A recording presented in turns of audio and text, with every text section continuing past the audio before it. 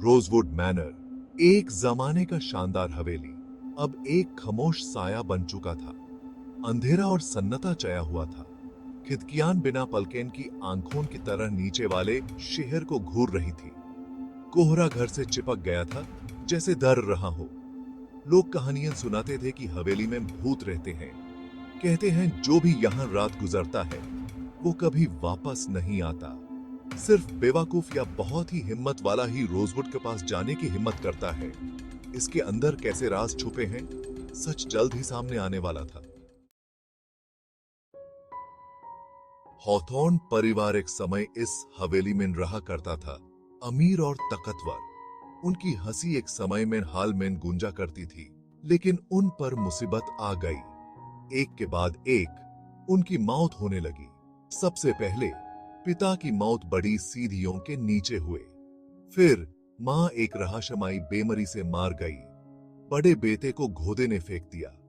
शहर में बददुआ की अफवाहें फैल गई। सिर्फ सबसे छोटी बेटी एवलिन बच गई।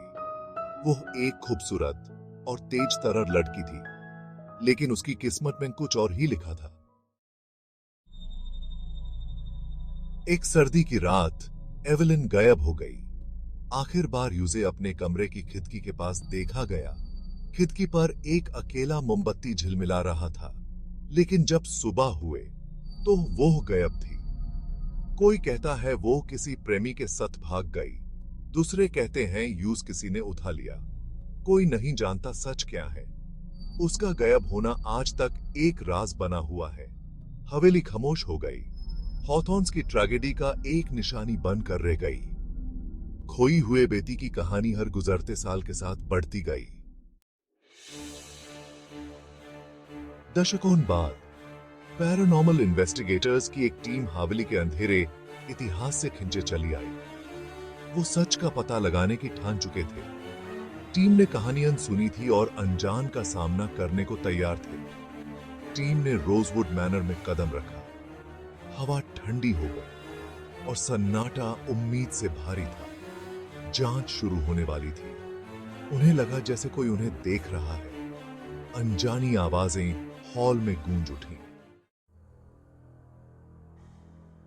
बेन ने हर कमरे में कैमरे लगाए। उम्मीद थी कि आत्माओं का कोई सबूत मिल जाएगा। उन्होंने स्ट्रेटेजिक जगहों पर ऑडियो रिकॉर्डर लगाए। इस बीच एमिली पुराने डॉक्यूमेंट्स पीएच रही थी, सुराग की तलाश में। हवेली की दीवारों के भीतर समय मानो रुक गया था। फिर वो हुआ। एक दरवाजा जोर से बंद हुआ। दालान में पदचाप गूंज उठे। जांचकर्ताओं ने घबराहट भरी नजरों से एक दूसरे को देखा। वे अकेले नहीं थे।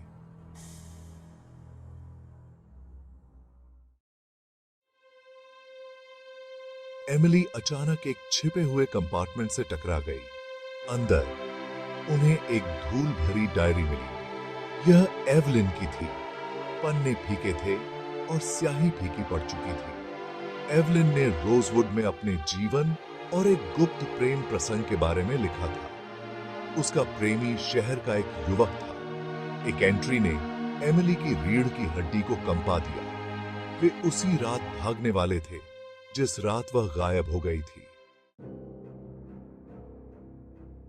अचानक तापमान गिर गया। डायरी एमिली की मुट्ठी से फिसल गई। एक ठंडी हवा कमरे से होकर गुजरी। मोमबत्तियां टिमटिमाई और बुझ गई, जिससे वे अंधेरे में डूब गए। टीम में दहशत फैल गई, क्योंकि वे अपने फ्लैशलाइट के लिए लड़खड़ा गए, लेकिन बैटरी खत्म हो चुकी थी। वे फंस गए थे। दरवाजे पर एक भूतिया आकृति दिखाई दी। यह सफेद गाउन में एक युवती थी। एवलिन की आत्मा लौट आई थी। अपने असामयिक भाग्य के लिए न्याय की मांग कर रही थी। वे अपनी जान बचाकर भागे। ऐसा लग रहा था कि घर उनके खिलाफ साजिश कर रहा है।